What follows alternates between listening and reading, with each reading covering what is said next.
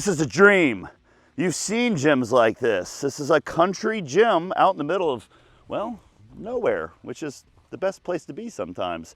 This looks like a giant warehouse, and one of my favorite people in the world is in there, who has some stuff that I've never seen and you've never seen before either. And I'm so excited because he was one of the first people I've ever worked with when I started getting started in fitness.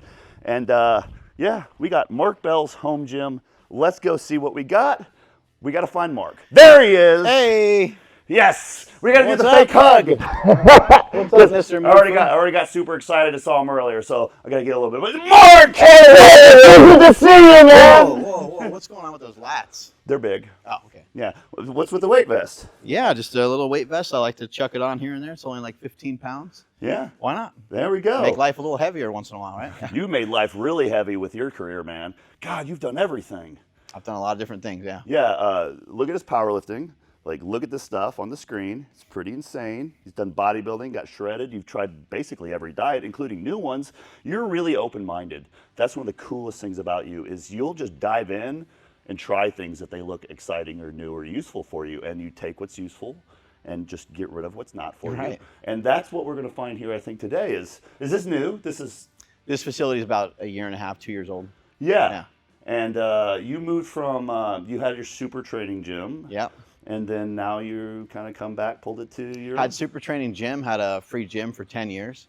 And then once I dissolved that, I put half the equipment here and half the equipment in the podcast studio, which you'll see later today, too. Oh, great. Yeah, we'll do a podcast. You can check that at the top of the screen. There's a little card there. You can watch the podcast.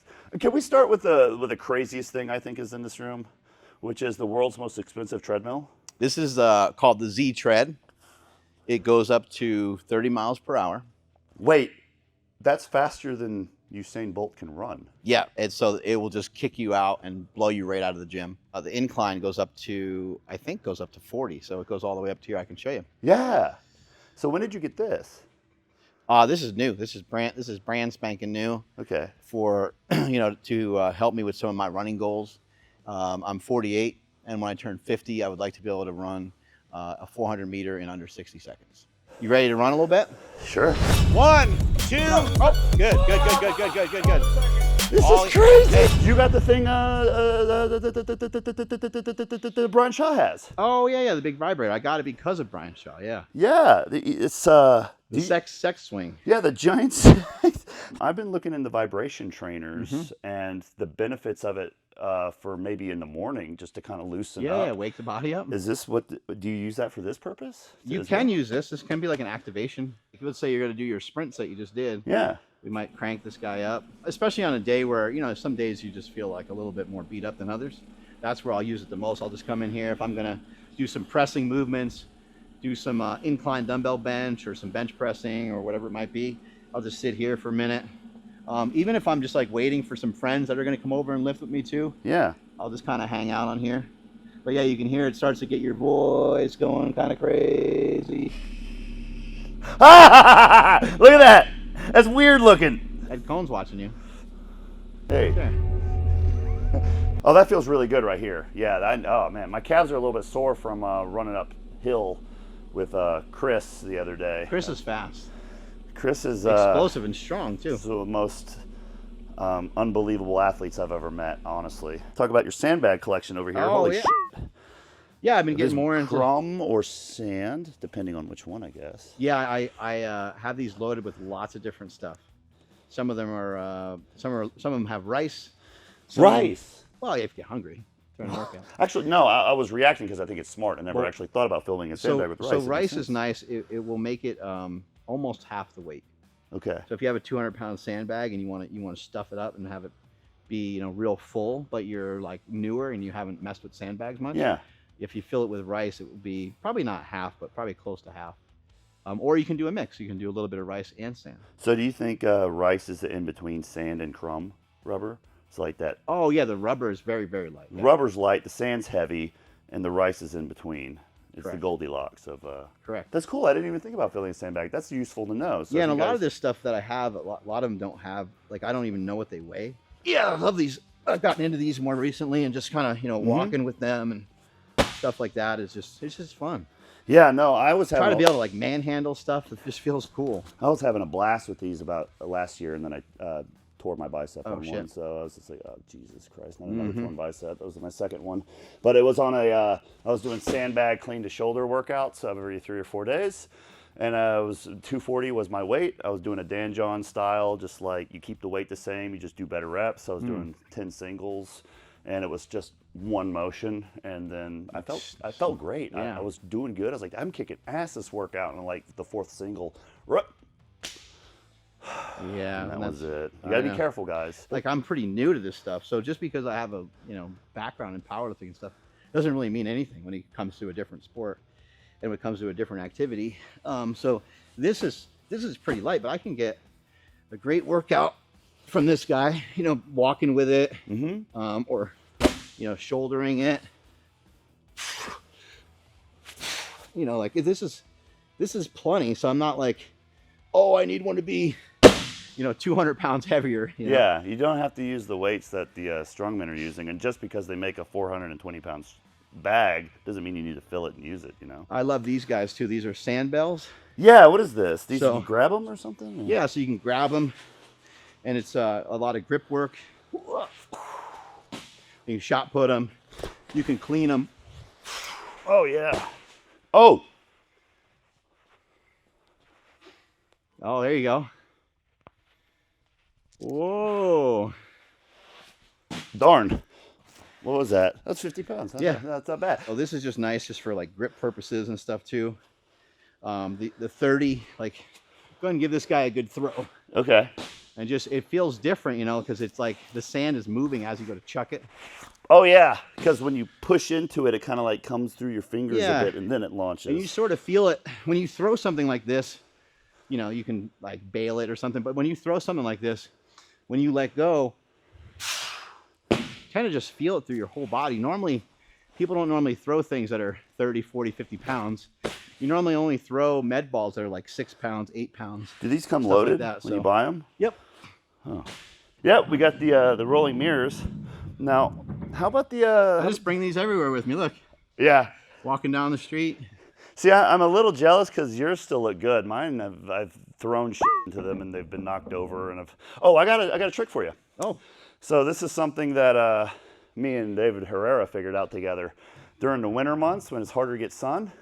Put 2 or 3 of them out there, angle them right at the sun, and sit in it. and you get the. You will be getting a hell of a lot of red light.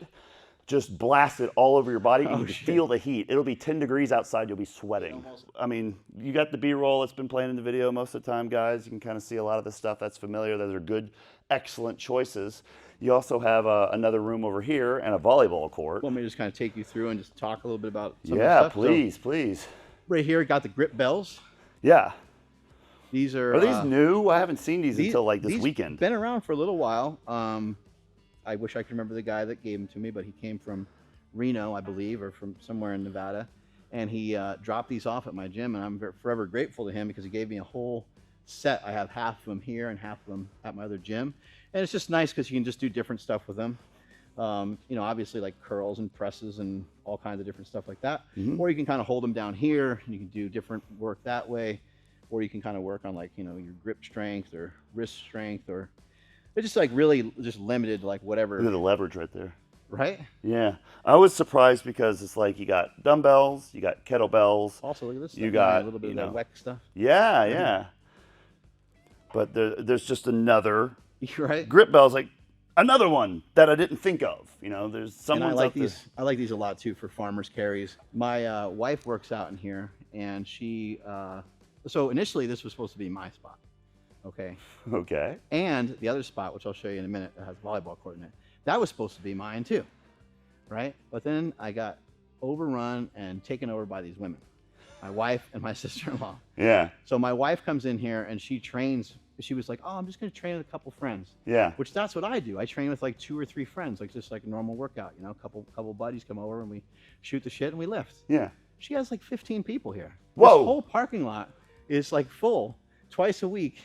Her and her friends are training in here. So then it was like, oh, we need more space than just equipment. And then It was like, oh, well, my sister's coaching volleyball, so maybe we should. I'm like, oh, you know, so I just, anyway, she overpowered me. Okay. And she took over. So this is a little bit almost more her gym than it is mine, but.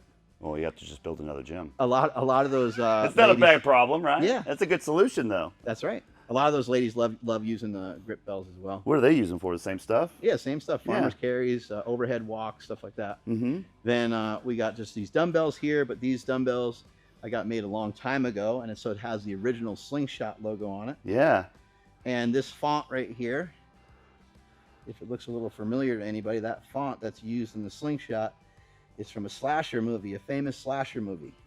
The Ripper? Friday the 13th. Friday the 13th, yeah. So that was the original Slingshot logo. Did you make the logo?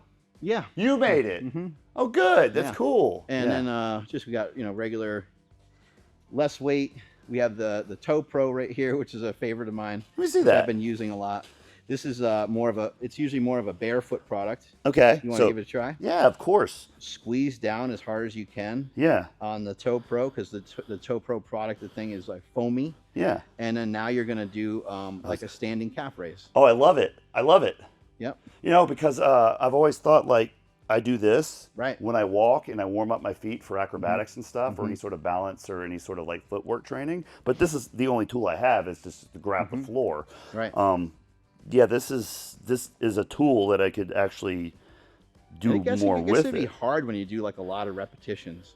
Yeah, really try to dig your toes in there and hold it, and then do like a calf raise, and then come down super slow, where you're still engaged. Like you keep those toes on there.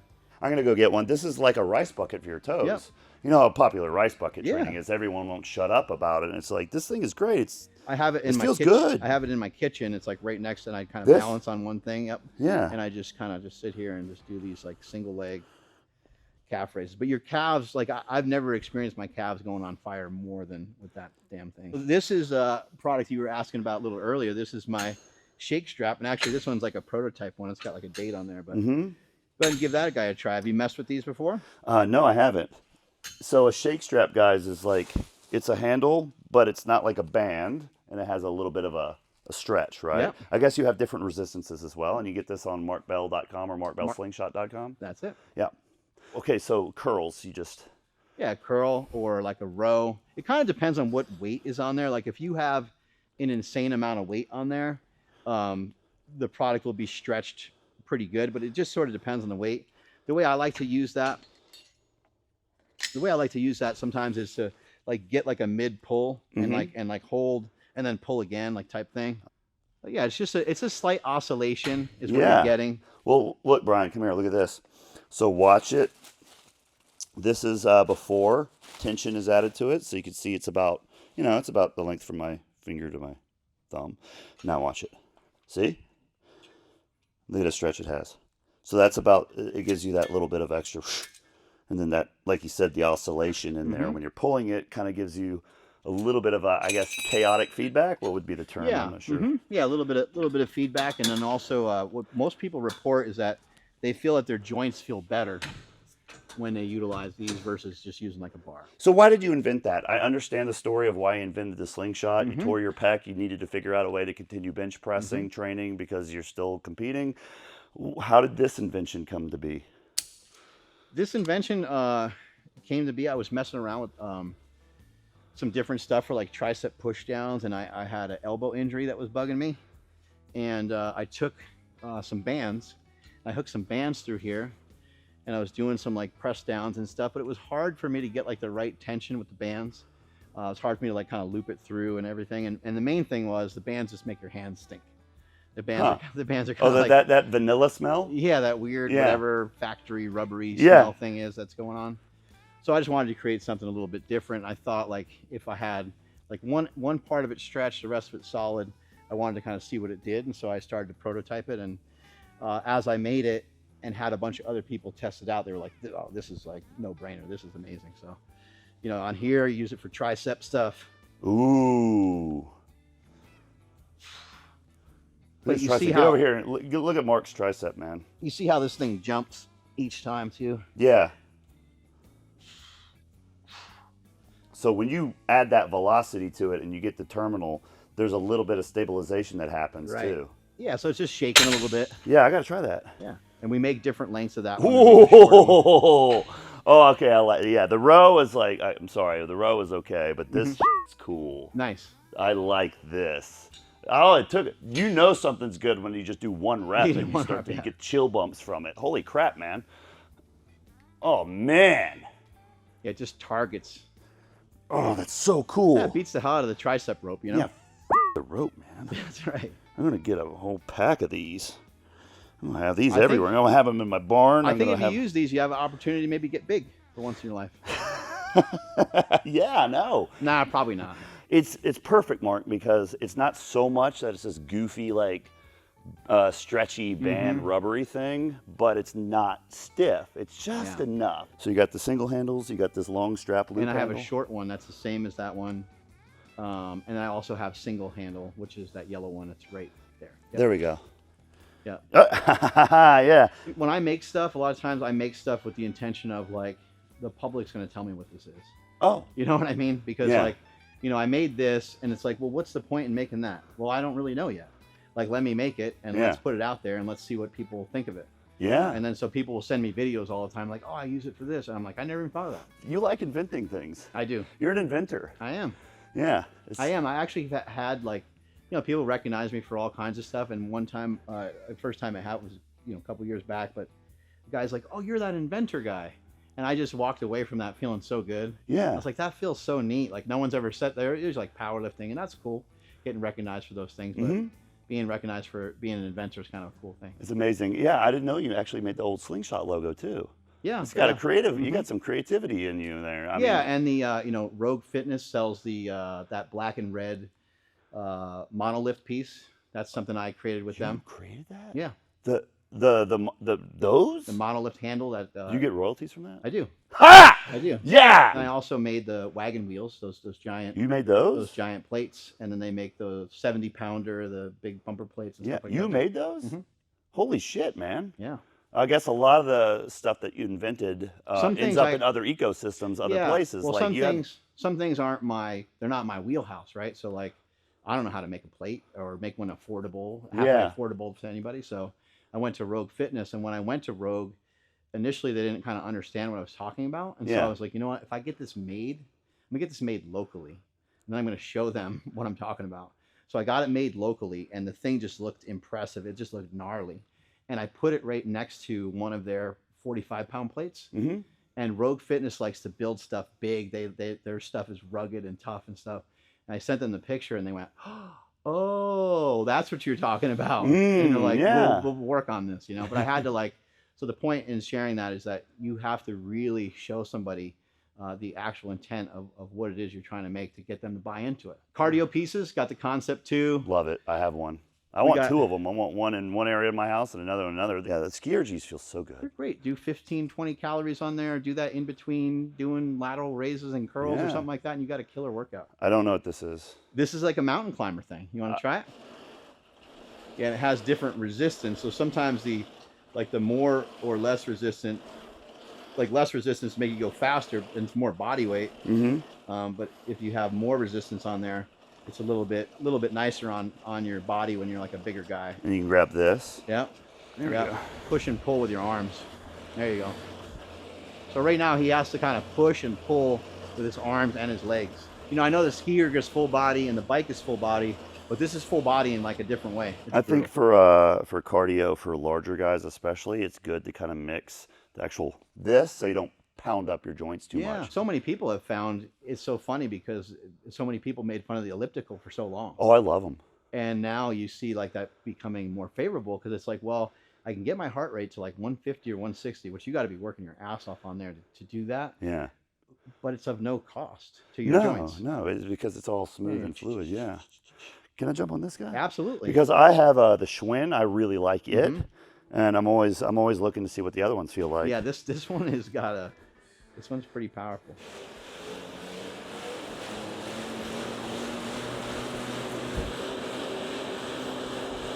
Wicked Witch of the West.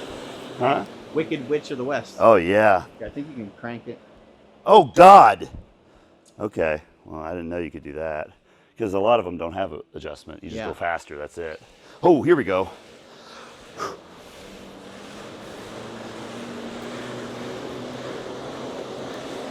Yeah, get those watts up there, over 700. There we go, over 800, over 900. Fuck yeah, dude. Yeah, I do a lot of air bike. It's one of my favorite things. It's hard. Yeah. The rower, the air rower. And this is a Peloton treadmill. I actually do Peloton workouts here and there. So not so much on the treadmill, but I usually do the bike. Brian, look at the screen, man. In all honesty, you know, to have somebody coaching you through something and motivating you on something is just fun. Yeah. It makes it different, you know. So it's like, how many different workouts can I do in this environment? I can invite my knucklehead, meathead friends over, and some of my friends, they love strongman stuff, so we can do like strongman workout. Yeah. A couple other friends I have love to run, so I can choose and invite a couple of those friends over. Yeah. We'll do more of a cardio conditioning style workout, or I can come over here, work out by myself, and just kind of get in my own head and do like a bodybuilding workout. It's Do fun. your thing. It's fun, man. Yeah. It's something different every day. Got the Prime leg curl, leg press, all these machines. You can change the cam on them, which changes like where the resistance is at. This is Matt Wenning's belt squat. Yep. I got a good morning machine. Oh yeah, those are great. Back attack. Really good. Yeah, really good. I probably belt squat once or twice a week, depending on the week. That's a big staple for me. The 45-degree back raise, that's done every single week at least. Yeah. Leg extension, I'm usually hammering those at least once a week. Just a favorite exercise of mine. You know, leg extension is something that, boom, you can just get right into the muscles. And I think that's a huge advantage of a machine. Yeah. And especially this, like as opposed to the belt squat or as opposed to like a leg press, you know, maybe one warm-up set, I call it a garbage set, like one garbage set of a leg extension, you walk around for a second, and then you can just go right in. Yep. And you could totally demolish yourself. And you can have, you know, you can have all the work that you need from a leg extension machine done in like 20 minutes. I'm with you on this. I'm with you on it. I think it's strange that, I don't know, I think it's part of human psychology up to a point where people are looking for, they don't think both. They always just forget the answers can be both, or it's a gray area. It's not black or white. So it's like machines only, or no machines, or free weights only. Machines are bad. It's like, dude, I'll do ring training after doing a bunch of goofy activation exercises and weird stretches in the wall and some of Wex tile stuff and you know, dynamic stretches. And then I'm over doing gymnastics rings, and then I'm on a freaking incline press machine, and then I'm on like a bicep curl machine, and I'm doing like, you see what I'm saying? Like I'm mixing up. So it's like machines and rings and like free body weight. It's like, it's all at one. If you try to be reasonable and think about it a little bit more, Chris Chamberlain and David Weck probably need a little bit more of our background, and we probably need a little bit more of their background. Yeah. Right? I mean, that's the truth of it, right? Like, so who's right? Are they right because they're doing this movement pattern stuff in the gym, and that's going to help promote longevity? Or are we right because we're after like muscle and we want to look jacked? Yeah. It's probably like we're both probably a little bit correct. This is Chris Duffin's I got it. deadlift bar. Everyone has that. Chris Duffin did such a great job with a lot of those products over the years. I really love these GripBells for farmer's carries. Those are the heavier ones. Yeah, and I'll take these outside and I'll walk them down to, we have some cones outside. Yeah. I'll walk them down and back to some of the cones out there. Another thing I'll do with these is I do this walk where... Oh, there we go. I like this stretch. I just pick up one. Oh yeah, there you go, stretching your shoulders. Yeah, and elbows. I just pick up one and I'll walk maybe, I don't know, 10 steps or so. Yeah. And then I'll do like 5 reps of like a side bend. And then I'll just keep walking. And I'll switch to the other side, you know, stuff like that. Oh, this floor is nice.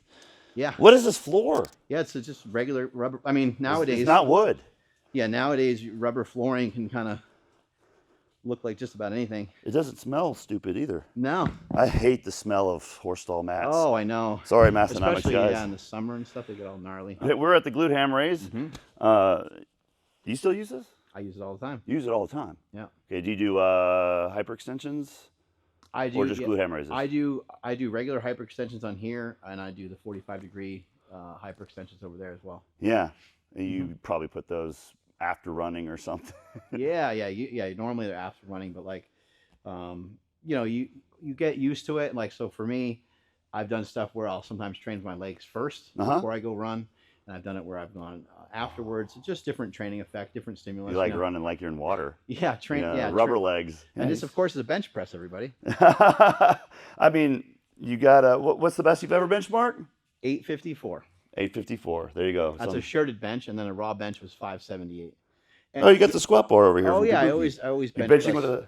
Always bench press with the squat bar. So I keep running into that more and more people saying that benching with a fatter bar, or even an axle bar, is just better for you. Yeah, it just feels a little bit better on your joints, on Yeah. your elbows and stuff like that. Yeah. Would you say if you can go back in time in your powerlifting career when you were bench pressing, could you have trained more on fat bars and axle bars and just taper to a normal sized bar prior to competition just to kind of get the movement pattern ingrained? Would that have, you think you maybe would have been able to bench as much with less fatigue baggage or, my question's not poor, it's poorly worded. No, what you're saying, it makes a lot of sense. I mean, I trained using a conjugate system. I used the West Side Barbell method, and the West Side Barbell method, has a lot of that integrated into the system already, where you are, thinking about like wear and tear. And you're thinking about like, oh, maybe this week I'll do like a floor press, or maybe this week I'll do, because you're trying to hit the bench press from like many different angles. And I used fat bars quite a bit in my training. It isn't a bad idea. I mean, I think sometimes making like the event or making the thing itself a little bit harder than what the actual competition calls for, it to me makes a ton of sense. David Garibaldi is the guy that did this. So David at halftime of like NBA games and stuff like that, he just like throws paint and he dances and has all this music on. He just throws paint and you're like, you have no idea what it's like turning into. And then by the end of it, it like turns into something. You're like, holy shit. So no, it's real and you can feel the paint and it's not AI. Yeah. Yeah, and we auctioned a bunch of these off on like a live. We did like a live YouTube video and raised some money and stuff. Oh, like that. sick! Pretty cool. Oh, that's fun. Yeah. Yeah, and this is a room where I do a little bit of throwing some punches and whatever on here.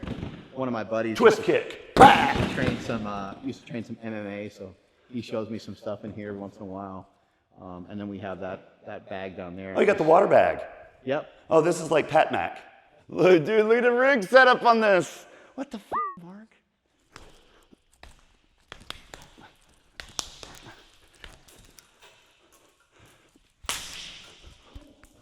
This is a sick cardio room. Honestly, this is some grungy, like, sled pull drag, bag hitting, med ball slams, kicking. You got a couple machines over here. You can move them around easy because there's so much space. Got the nice lighting. The ropes. Oh yeah, the battle ropes. There you go. And you got your target pads. Yeah. I'm trying not to saturate it with too much bullshit, right? Yeah, you're doing a good job. Mine be filled with a bunch of crap already for no reason. This is the volleyball court. All right, here we go. Have you guys ever seen anyone play volleyball with a Swiss ball? You ever seen a world record powerlifter play volleyball with a Swiss ball?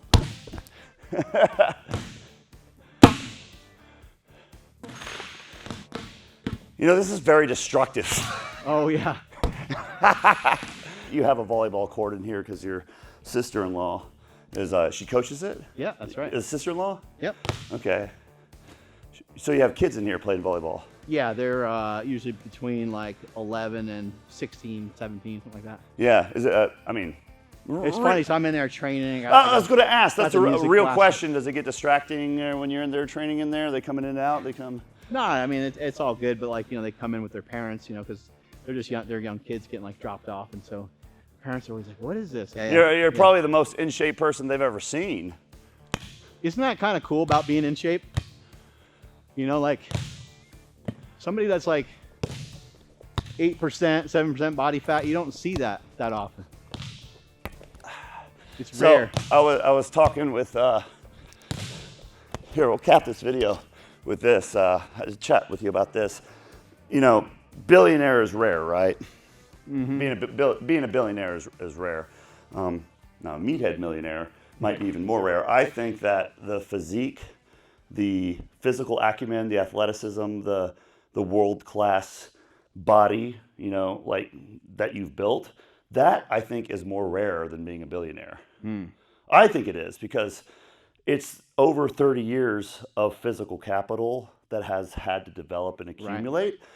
Right. Wealth can be inherited up to a certain point. Yeah. And for the most part, I think these days people look at money, and if they could choose like money or having this body, I think the body is, because they understand that you can't just you can't just inherit it. You can't just get it. You can't just you can't cheat it. You cannot cheat it. You have to do hard things. You have to make difficult choices. You have to have a, what'd you call it? Discipline cascade. What was it? Cascade of disciplines. Cascade of disciplines. You have to do all this stuff, and it takes time, and it accumulates, and it's just, you can't cheat it. I think everyone can work towards this. Is I just feel good enough to do all kinds of stuff any day, all day. You know what I mean? Like I feel good, and there's not too many things that are like outside of things that like I can't go and do. You know, someone wants to go on a hike, someone wants to go on a run, someone wants to go lift, or whatever the things are. I mean, maybe like I'm not going to go like skiing or something like that.